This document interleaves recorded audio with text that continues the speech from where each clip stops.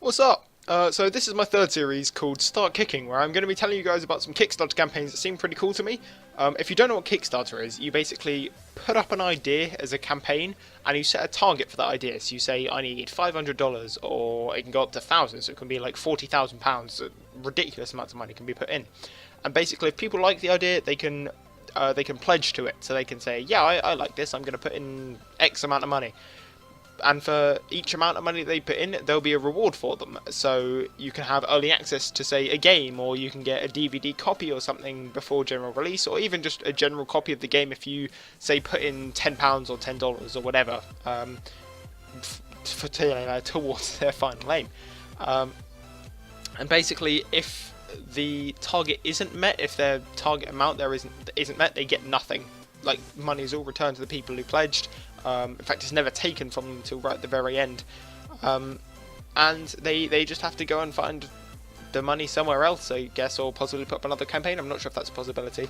But if it is finished, if the money is all pledged and it all goes through and the target for the campaign has been reached, then the money all goes to them, and they give estimated times for when you'll receive your product.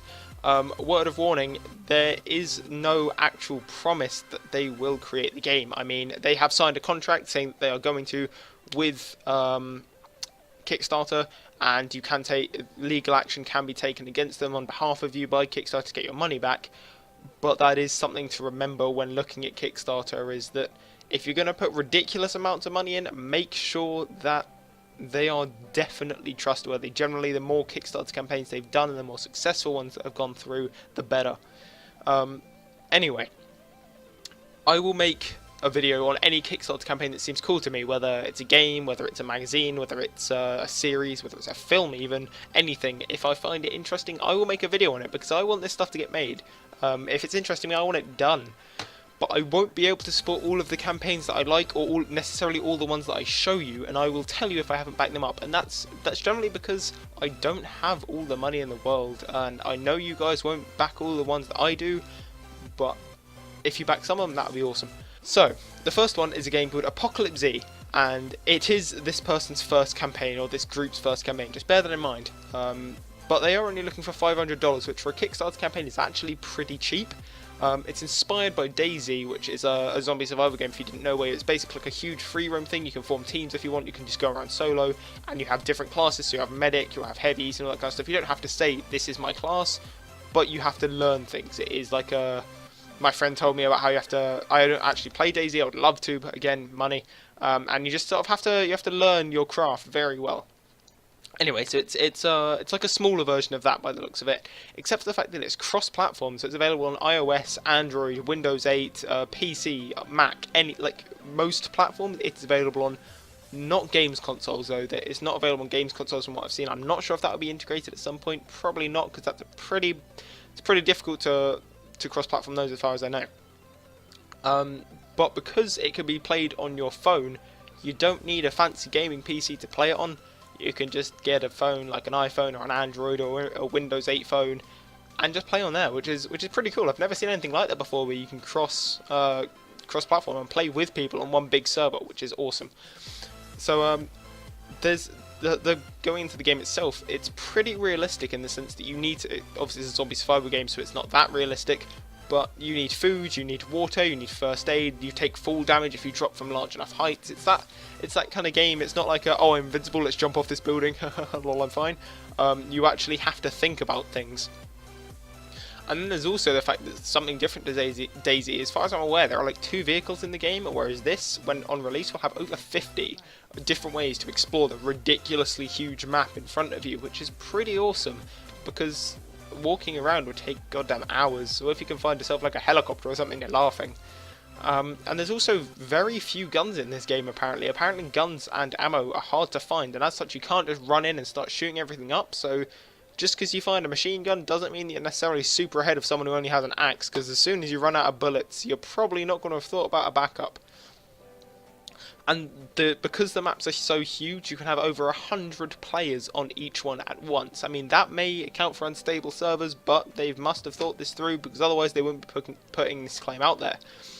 And one of the big things for me is that there is no pay to win. There is no let's pay for this gun, hey, let's pay for ammo. There is nothing like that. There may be skins available at some point so you look cool, but there is nothing that will make you better in the game that you can pay for, which I think is awesome. It's something that not many people do, not many companies do, because they want as much money as possible, whereas these guys are obviously thinking about how the game is going to be made. And it's a similar, and jumping back to gameplay again, it's a similar sort of thing to DayZ, where only people around you or near you can hear you, which is pretty damn awesome in the sense that it's actually, again, realism, where if you're shouting to someone across the field, they may not hear you, whereas if you're talking to someone within a few feet, they're going to hear you. They're going to hear you even muttering something. So that's pretty awesome.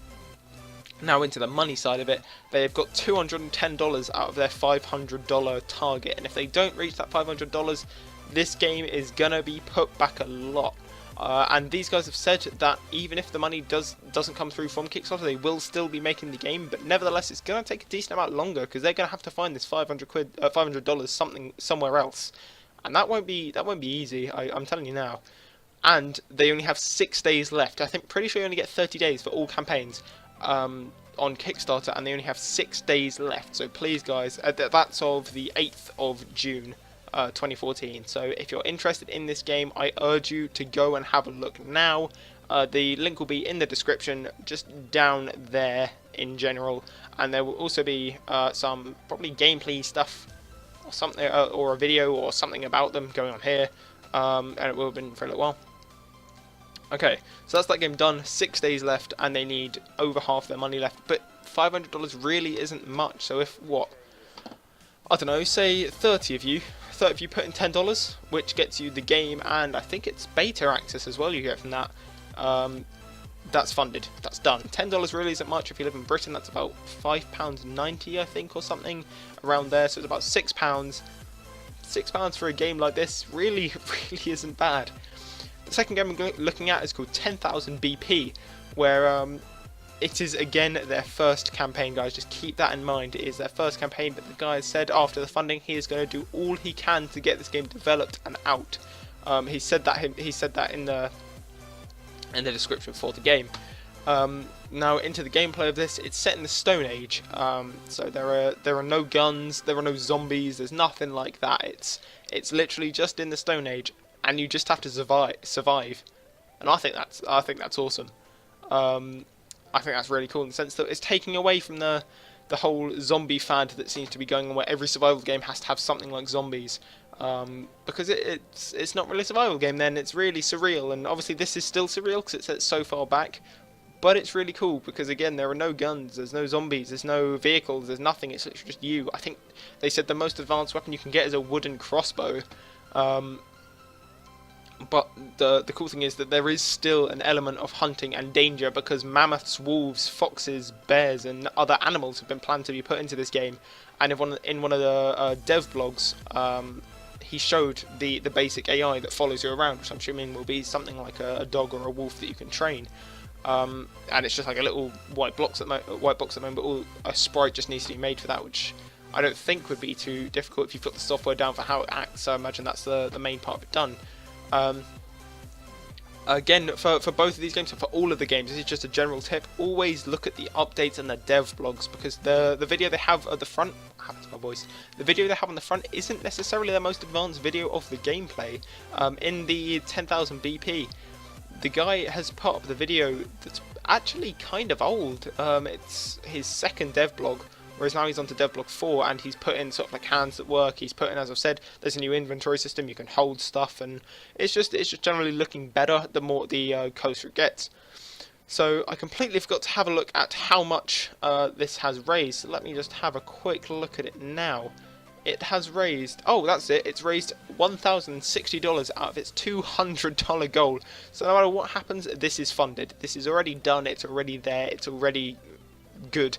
All that's left now is the time, and you can still fund it because you can still get the rewards. That's the reason for doing it, plus the fact that he said that if he reaches $1,500 then he's going to put in a multiplayer mode, and I think that'd be awesome. That'd make it kind of like Rust as well, so it'll be a cross between Rust and the Stone Age, and I think that sounds pretty cool. And if you don't know what Rust is, have a look at that. That's on Steam. That's a fairly popular game at the moment. It's starting to get bigger and bigger.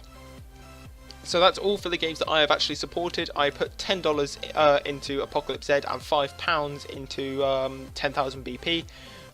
So I urge you to go and have a look at these games. But now, as I said earlier, I'm going to do a game that I haven't personally backed, and that's just because of a lack of money. I've limited myself to I think I put it to £20 a month for Kickstarter, because I really don't want to run out of money because I'm supporting stuff on Kickstarter. But I will try and show you this stuff to you guys, because I think it still looks fun, it still looks really cool. And this one is called 8-Bit Kingdoms, and so it's similar to Age of War. If you've ever played Age of War, there's some free-to-play games online. There's a couple of them where you basically just construct units, and it walks along and attacks the enemy base, and the enemy will build some against you, and it's just like trying to build the right units at the right time kind of thing, and all that kind of stuff. But this is just bigger and generally better. It's not just fighting. You can upgrade your castle, you build your like little kingdom yourself, and it just looks pretty cool. It's a sense that you're not just going out for random fights, you're actually doing it. You're not just fighting, you're also doing sort of passive stuff and some farming, I guess. I don't really know. There isn't that much released about the actual gameplay. It's just the fact that you build the kingdom and you're not just fighting, which is awesome.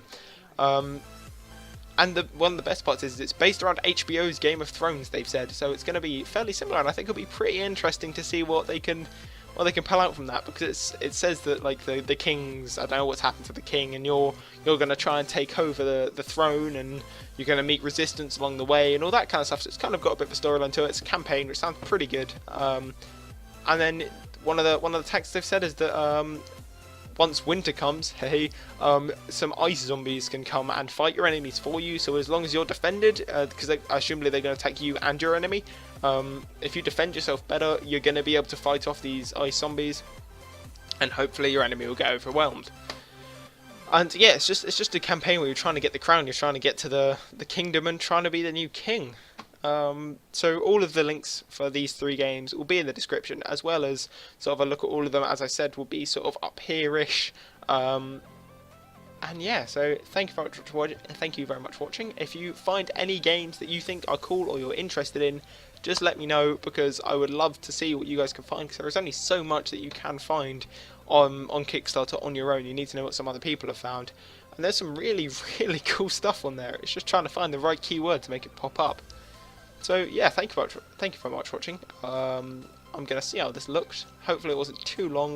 The next episode is going to be shorter, because I won't have to do all of the intro and explaining like I did. But yeah, cheers. See you next time.